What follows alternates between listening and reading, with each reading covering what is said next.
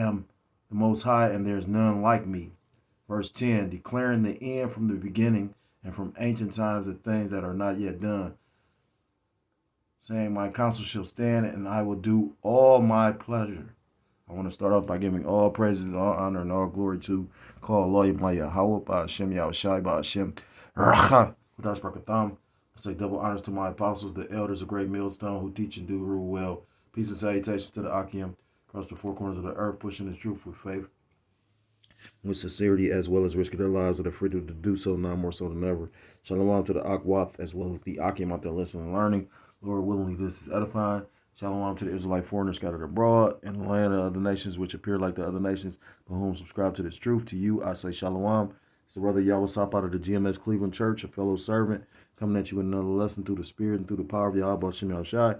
So in regards to this lesson I'm putting up, I was watching the video by the elder Mwatazak from Ancient of Days, LA, and he did this video, The Plagues Will Be Sent, the prophecies, and he was going into I just suggest you go check it out. That the brother makes very edifying videos, and through the Spirit, it caught my attention because I literally wanted to do a video based on it was a news break article that had popped up on my feed, and it reminded me of the video.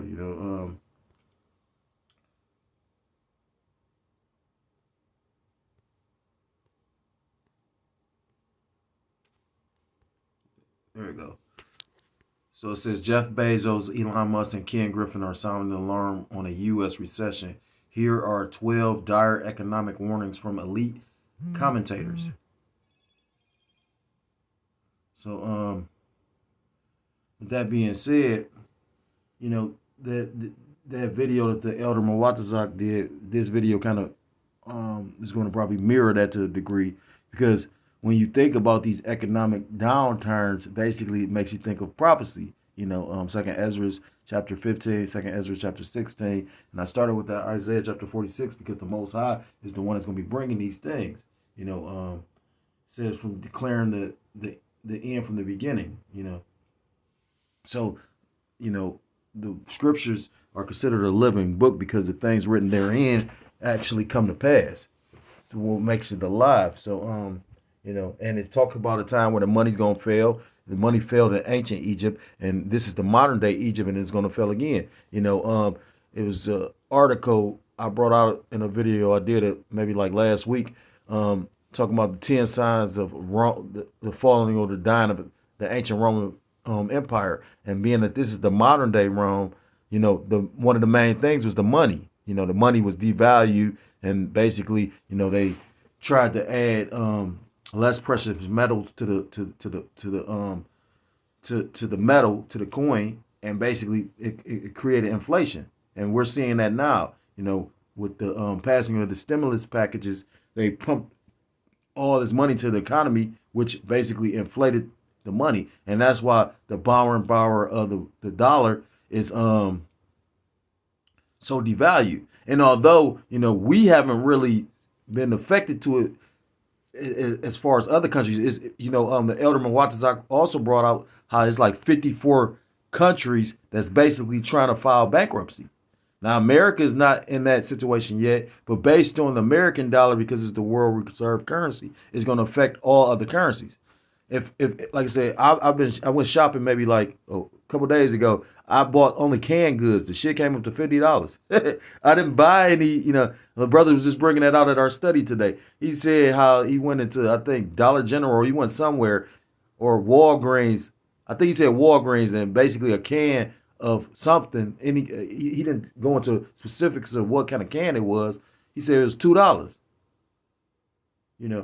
When you go to places like Dollar Tree and whatnot, when you go buy those canned goods, it's a reason why everything's $1 in Dollar Tree, because a lot of the stuff be defective. You know what I mean? It'd be the stuff that, but for the most, or it's cheap goods.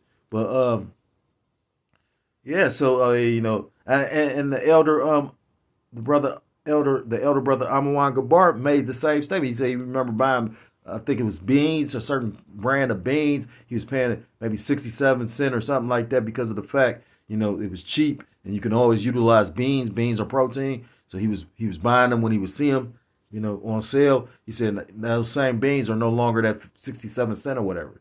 So, and like with that all being said, the scriptures talk about how their tongues shall fall upon themselves. So the Lord is declaring the beginning to the end from the beginning. So he's declaring what's going to take place first and foremost by his prophets, the men that are out on the highways and hedges. In the book of Isaiah chapter 58, it talks about lift up thy voice like a trumpet, because we're supposed to be declaring what's about to come to pass. First we're supposed to be trying to get our people, 2/3 of the nation, so-called blacks, Hispanic, Native Americans, Seminole Indians, and West Indians or Haitians, to come back and basically repent and come back to the laws, statutes, and commandments of your power, Yahweh Ba'ashem Yahushua. But we also are to proclaim the judgment that the Lord, Yahweh Ba'ashem Yahushua, is going to do to the planet Earth and to these heathens and the 2/3 that refuse to come back. And who is the biggest heathen? This red Hebrew Edomite, which you people ignorantly call the so-called white man. So the article begins, it says, Jeff Bezos, Elon Musk, and Ken Griffin are sounding the alarm on a U.S. recession. Here are 12 dire economic warnings from elite commentators. And it reads, Jeff Bezos, Elon Musk, and Ken Griffin have sounded the alarm on a looming U.S. recession, joining a chorus of CEOs, investors, and academics predicting a prolonged economic downturn.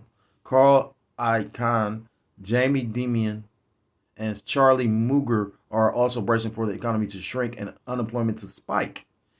Scripture talks about how in the book of Ecclesiastes, the grinders ceasing. When you go into that word grinding, it basically goes into employment, the jobs. And, you got these big companies that's already laying people off. I did a video about FedEx. FedEx is laying people off. They didn't even go into the number of individuals they's laying off. You had, I think, Amazon laid off 10,000 people. Right. Just take the time to really let that sink in and think about the number. That ain't, you had companies that let go 1,000, 1,500 people. With 10,000 people, that's a lot of miles. Right at a time when, you got a dark winter approaching, when utility bills is going to be more expensive. Fuck the holidays, because if you in this faith, you already know those are pagan. So you should. I mean, I'm not saying don't buy your child something, but as far as representing or really celebrating that holiday, that's just like Thanksgiving. When you understand what is created or what is based on, what's the true origin of it, it should make you literally not want to partake in it. Now, the scriptures also talk about you don't have to turn down a feast, but at the same time, it's where your heart is at. If you just eating the food just to be eating because somebody offered you a plate, that's one thing. But if you really getting into the spirit of it, the traditional, yeah, we gotta have this, and all the family come together and hold hands. When, like you say, I'm seeing these stupid ass Facebook little posts now. Oh yeah, I just want to be thankful for something. But how many people are really thankful for are truly thankful to the Most High Yahweh Shem Yahushua? Not many. But most people, take for granted what the Most High basically has done, as if like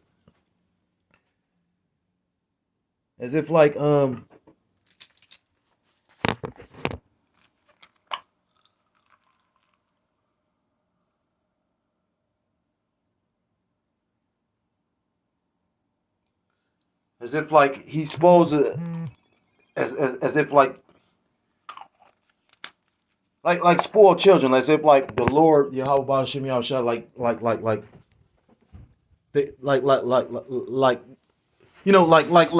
most people look at the Most High God as if like he's a genie. You know what I mean?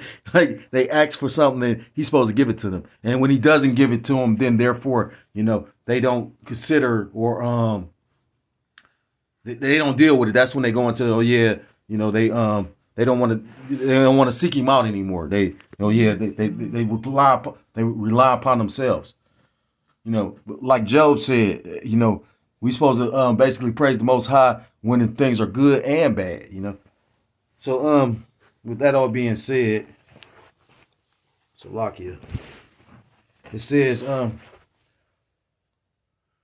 these experts have flagged numerous growth headwinds, including the Federal Reserve hiking interest rates to cool red-hot inflation, and the Russia-Ukraine war, and China's ongoing lockdowns disrupting global trade. So now they're even using China. They've been using the Russian-Ukraine thing, but you can't even really utilize that anymore because you got to remember, Russia and America haven't been seeing eye to eye since Biden's been in office. The tensions were a lot smoother when Trump was in office. Remember, they was trying to say Putin had something to do with Trump winning. But then, like I said, now they want to use the China lockdown. You know what I mean? At one point when basically, because over in that region, that's considered the breadbasket of the world. A lot of grain comes from that area, but they basically began producing the grain again. That's why, when we was bringing out the information that they said they was going to run out of grain within a certain amount of months, but they basically made an agreement and began to continue to produce grain for the whole world.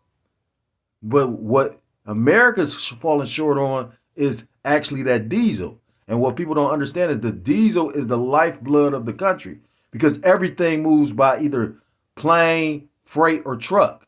And even if they move by plane or move by a freight, meaning a train, eventually it's moved from a truck. That's where you get your trailers from. But when there's no diesel here, which they were talking about is going to be a diesel shortage, that's going to affect this whole country. This dark winter is truly approaching. Okay, it says,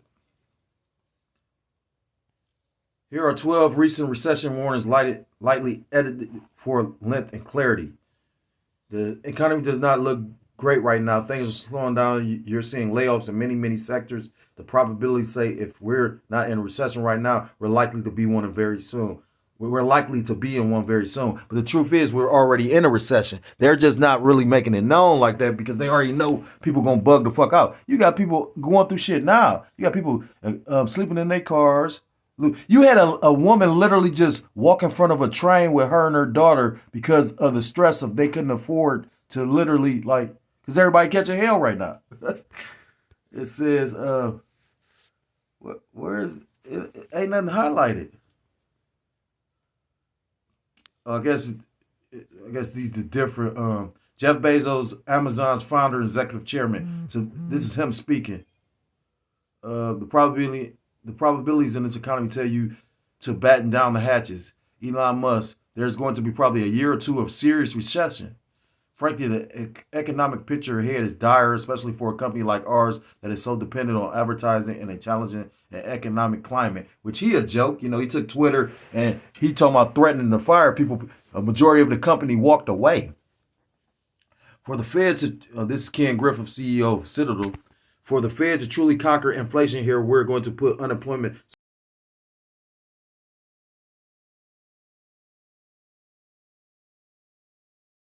the back half of 2023.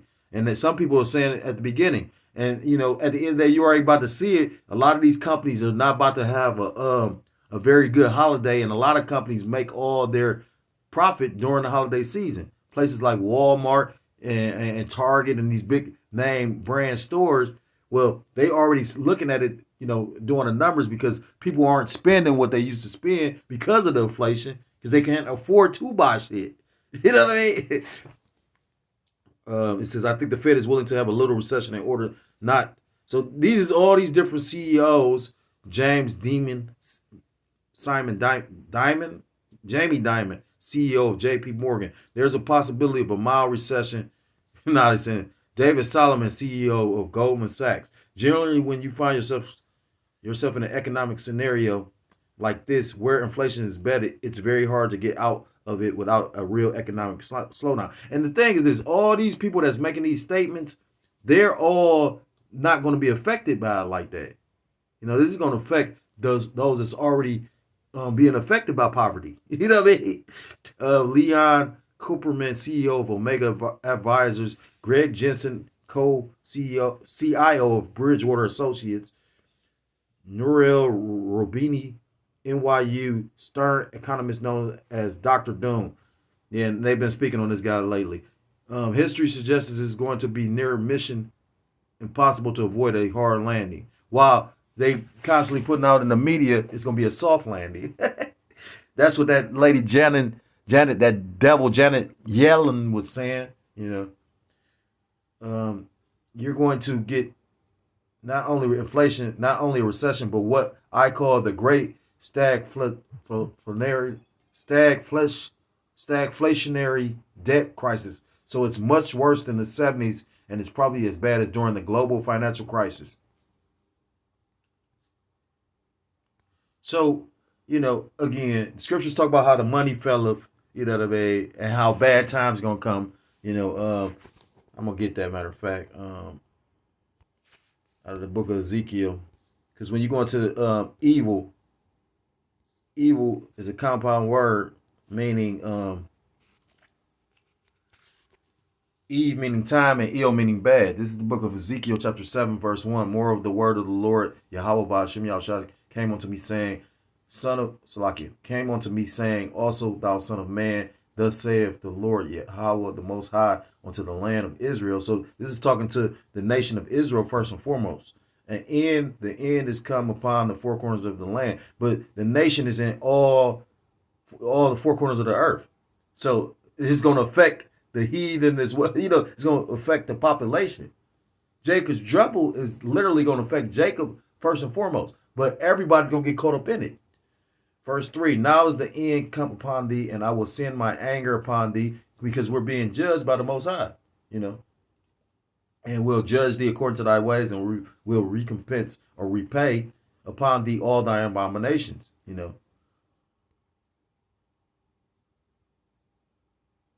Verse 4, and my eyes shall not spare thee, neither will I pity, but I will recompense thy ways. So the scriptures talk about never spare not maid or it says spare not older young, maid or youth, roughly paraphrase, because judgment, when the Lord sends those angels to pass judgment, they don't have emotions in the way that you do. They only thing is they want to please the Most High. So they basically like spiritual hitman. They gonna do the job and keep it pushing. Verse 4. But I will recompense thy ways upon thee, and thine abomination shall be in the midst of thee, and ye shall know that I am the Lord Yahweh Ba'ashem Yahushua. Thus saith the Lord Yahweh Ba'ashem Yahushua, the Most High, and evil and only evil, behold, is come. An end is come, the end is come, it watching for thee, behold, is come. When you go again to the word evil, evil basically breaks down to ra, bad, affliction, adversity, exceedingly misery. No, it's worse, wicked, but misery, great, grievous, hurt, trouble, ill, meaning bad, eve meaning time. So we coming into bad times, and that's where you're gonna get second as